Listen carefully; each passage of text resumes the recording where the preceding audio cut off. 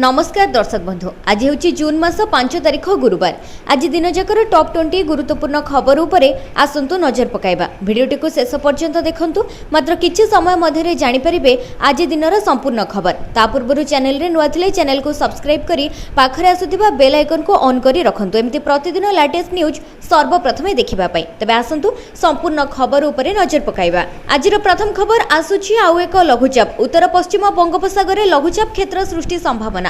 आसंता सप्ताह रे उत्तर पश्चिम बंगोपसागर रे लघुचाप क्षेत्र सृष्टि हेबो, जहा प्रभाव रे आसंता सप्ताहर शेष किंबा परवर्ती सप्ताह रे ओडिशा, आंध्र प्रदेश, पश्चिम बंग रे वर्षा होई पारे। एनै पूर्वानुमान करिछि अंतर्जातीय पाणीपाग केन्द्र। सेहि भली आसंता सप्ताह रे दक्षिण चीन सागर रो घूर्णिझड़ सृष्टि होई पारे बोली कहा जाउछि। सेपटे दक्षिण पश्चिम मौसुमी वायु दक्षिण ओडिशा को अग्रसर हेबा परे निष्क्रिय रहिछि। चलित सप्ताह रे एहार अग्रगति नै मध्य कोनोसी संभावना नाही। फଳରେ चलित वर्ष सअळ मौसुमी आसीथिले मध्य पूर्व भली जून 10 पर 12 रज बेलू वर्षा हेबार संभावना देखा देइछि।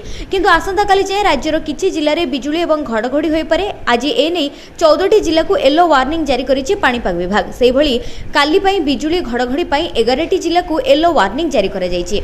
नंबर 2, सारा देश रे 2टी पर्याय रे हेबो जनगणना। 2026 अक्टोबर 1 रु प्रथम पर्याय आरंभ। देश रे जनगणना पई केंद्र सरकार तारीख घोषणा करिसेंती। 2टी पर्याय रे भारत रे जनगणना कराजिबो। प्रथम पर्याय 2026 अक्टोबर आरंभ हेबो। से भली द्वितीय पर्याय 2027 मार्च 1 रु आरंभ हेबो। बरफपात हेउथिबा राज्य एवं केंद्र शासित प्रदेश रे प्रथम पर्याय रे जनगणना कराजिबो। ए सब राज्य गुडी मध्य रे जम्मू काश्मीर, हिमाचल प्रदेश, उत्तराखंड, लद्दाख शामिल रहिछि। अन्य सब राज्य गुडी करे 2027 मार्च 1 रु जनगणना आरंभ हेबो। एथर जनगणना सहित जातिगत जनगणना मध्य कराजिबो। प्रत्येक घरे पहुंची जनगणना रे नियोजित कर्मचारी लोकंकु सेमानकर जाति पचारि बुझिबे। रिपोर्ट अनुसार एथर जनगणना रे अधिक प्रश्न रहि पारे, जेउथिरे जाति एवं उपजाति बाबद रे प्रश्न कराजिबो।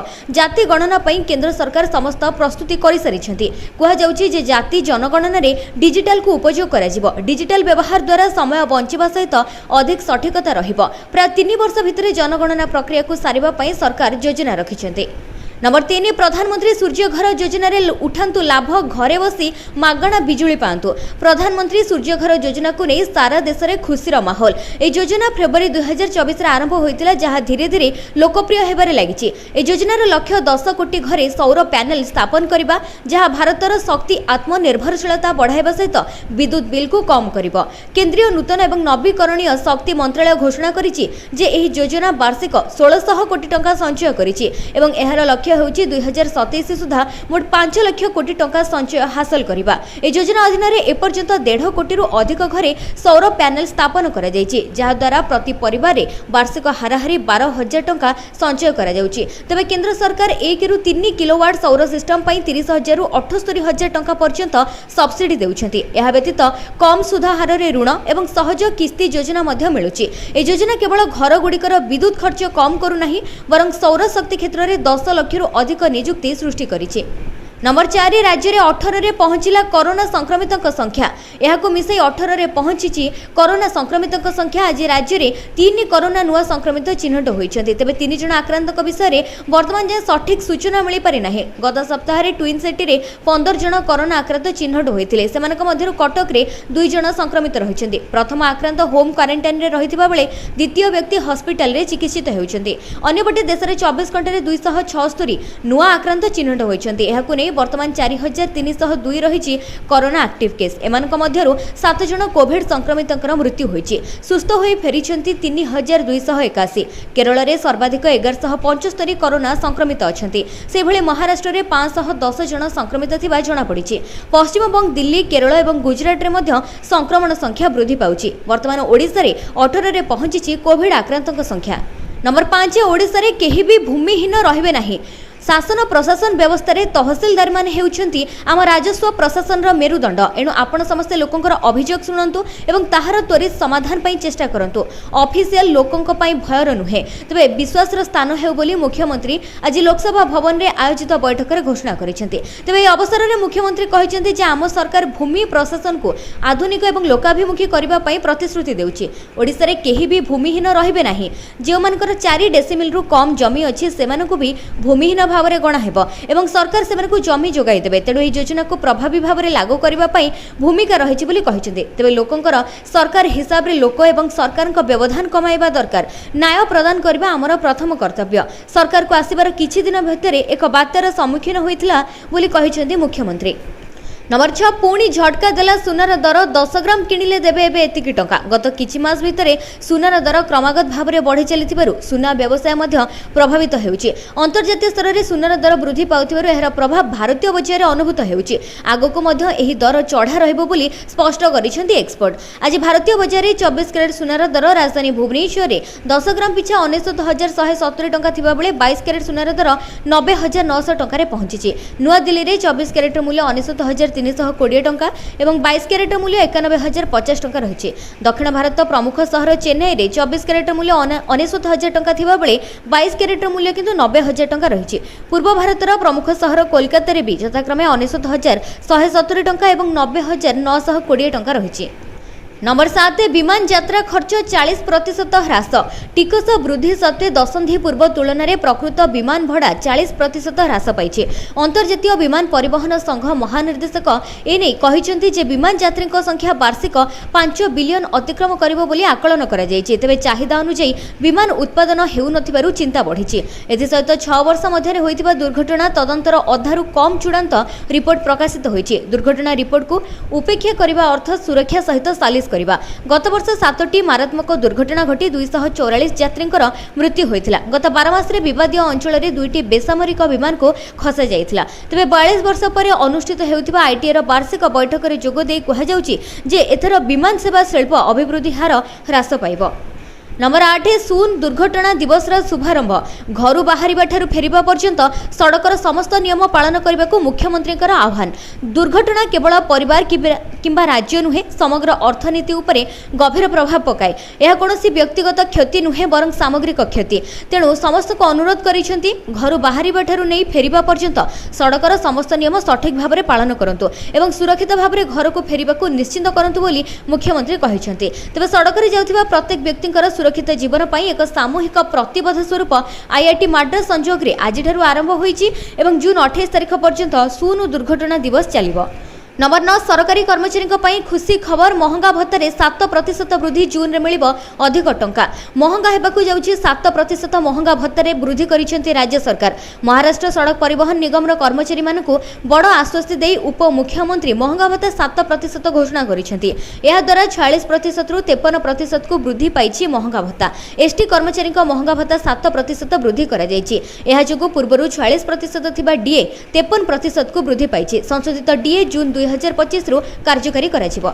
नंबर 10 बंटा हेबो क्षमता बदलिबो प्रशासनिक ढांचा। मंत्री क्षमता कार्यकारी करिवे सचिव। सरकारी व्यवस्था को अधिक दक्ष एवं गतिशील करबा पई सरकार गुरुत्व देउछथि। एथि पई प्रशासनिक ढांचा रे केतक परिवर्तन कराजिबो।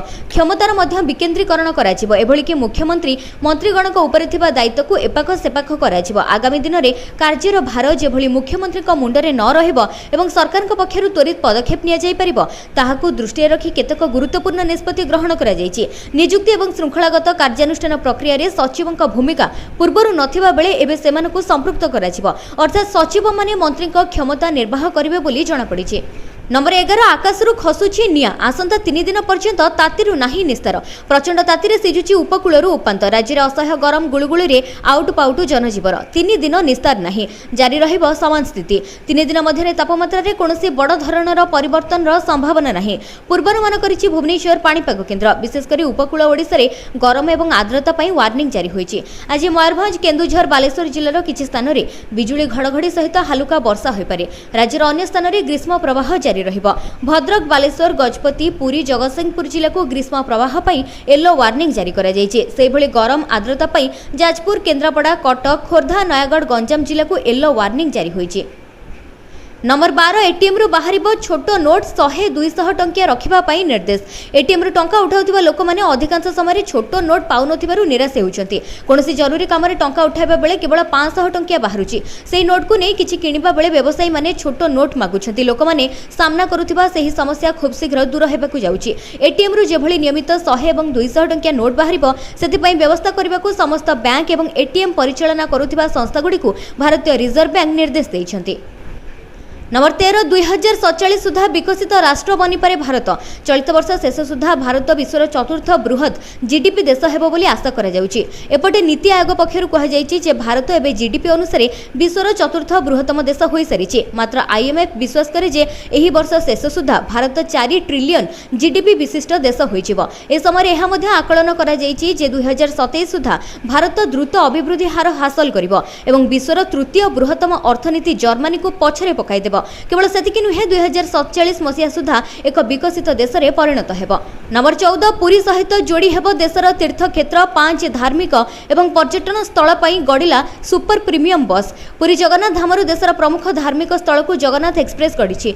पुरी रु 5 धार्मिक एवं पर्यटन स्थल पई सुपर प्रीमियम बस सेवा आज आरंभ होईछि। 5टी बस पुरी रु तिरुपति, अयोध्या, उज्जयिनी, हैदराबाद एवं भिलाई को गडिछि बस। किलोमीटर पिछा पुरुषक पई 2 टंका एवं महिलांक पई 1 टंका लागू करा जायछि। भुवनेश्वर हैदराबाद विशाखापट्टनम को गडिछि ओएसआरटीसी बस। राज्य रे मोहन सरकारकर वर्षपूर्ति उपलक्षे ए योजना आरंभ करा जायछि। राज्य ओडिशा सड़क परिवहन निगम तरफरु समस्त प्रस्तुति करा जायछि।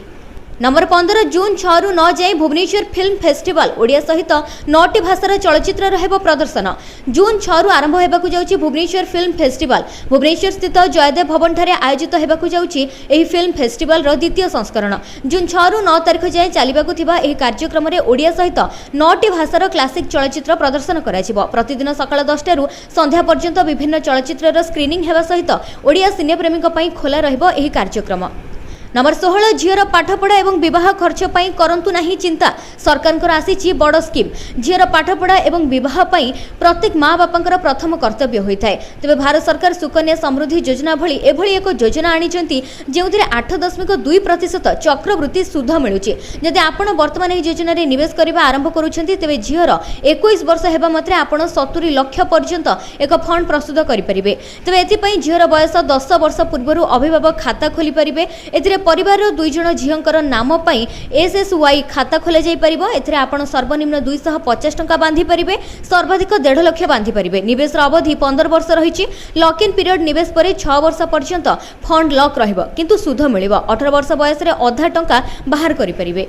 नंबर 17 आसिला बड़ खबर खाता को आसीबो सुभद्रा तृतीय किस्ती टंका 15,000 सूचना देले उपमुख्यमंत्री प्रभाती परिडा कहिसेंती महिला सशक्त हेले व्यवस्था सुदृढ़ हेबो। तबे गत मार्च 31 सुधा जे महिला माने सुभद्रा पई नुआ आवेदन करिथिले एवं योग्य विवेचित होइथिले सेमाने एही आर्थिक सहायता प्रथम किस्तीर चतुर्थ पर्याय रे पाई सारिछंती जहा सेमानकर आर्थिक कारबार को सहज करिछि। सूचना जोगे जे सुभद्रा योजना रे 1,65,00,000 जन महिला प्रथम किस्ती टंका पाइथिले। से भली 98,82,092 जन महिला द्वितीय किस्ती टंका पाइछंती एवं सुभद्रा योजना पई नुआ आवेदन करिथिबा योग्य हिताधिकारी को गत एप्रिल मास 24 तारिख रे सरकार एकाथरे 10,000 टंका पठाइथिले। एथि सहित जेउ माने वर्तमान सुधा भी सुभद्रा योजना रो टंका न पाई वंचित अछंती सेमानक एकाथरे 3टी किस्तीर टंका 15,000 मिलिबो एवं तृतीय किस्ती टंका बंटन समय रे एवं जेउ माने सुभद्रा योजना रे प्रथम किस्ती एवं द्वितीय किस्ती पाई सारिछंती सेमानक केवल तृतीय किस्ती रे 5,000 टंका मिलिबो। एने घोषणा करिसंती प्रभाती परिडा। तबे आपण माने कमेंट करी हमकु जणांतु आपण माने सुभद्रा योजना रे प्रथम किस्ती द्वितीय किस्ती किमा टंका पाइछंती कि नाही निश्चित कमेंट माध्यम रे जणांतु। नंबर 18 आज पेट्रोल एवं डीजेल दर अनेक स्थान रे कमिला रेट। ऑयल मार्केटिंग कंपनी माने देशर समस्त राज्य पई पेट्रोल एवं डीजेल दाम जारी करिसंती। देशर अनेक राज्य रे भी पेट्रोल मूल्य रे परिवर्तन होइतिबा देखा देइछि। आज भुवनेश्वर रे पेट्रोल दर 101 टंका 16 पैसा रहितिबा बेले डीजेल दाम प्रति लिटर पिछा 92 टंका 75 पैसा रहिछि। सेहि भली दिल्ली रे पेट्रोल लिटर पिछा 94 टंका एवं डीजेल 87 टंका 67 पैसा रहिछि। कोलकाता रे पेट्रोल दर 105 टंका 41 पैसा थिबा बेले डीजेल दर 92 टंका रहिछि। चेन्नई रे पेट्रोल दर 100 टंका थिबा बेले डीजेल दाम 92 टंका 39 पैसा रहिछि। नंबर 19 500 टंकिया नोट को नै बड़ अपडेट। सरकार जारी कले नुआ नियम। गोटे सप्ताह धरे गणमाध्यम रे 500 टंकिया नोट बंद हेबार खबर प्रसारित हेछि। आगामी दिन रे सरकार एहाको बंद करि पारंती बोली कहा जाउछि। तबे एहा पछर कारण दर्शा जाइछि जे आरबीआई निर्देशावली जेउथिरे समस्त बैंक को एटीएम रे 200 एवं 100 टंकिया नोट रो संख्या वृद्धि करिबा पई कहा जाउछि। ए कारणरो समस्तक दृष्टि हठात 500 टंकिया नोट उपरे पड़िछि। एबे PIB fact check in unit निजे सोशल मीडिया एक्स रे ए विषय रे पोस्ट करिछि। कैपिटल टीवी नामक एक यूट्यूब चैनल 500 टंका नोट बंद हेबार खबर देखाइछि। पीआईबी आहुरी कहिछि एथिरे कोनोसी सत्यता नाही एवं एहा संपूर्ण नकली। आरबीआई द्वारा एभली कोनोसी घोषणा करा जाय नाही एवं एहा वर्तमान भली आगामी दिन रे प्रचलन रहिबो। नंबर 20 अंत्योदय गृह योजना को नहीं आसला बहुत बड़ अपडेट। प्रति पंचायत रु 10 जन हिताधिकारी को 12 तारिख में मिलवाक जाउछि पक्का घर।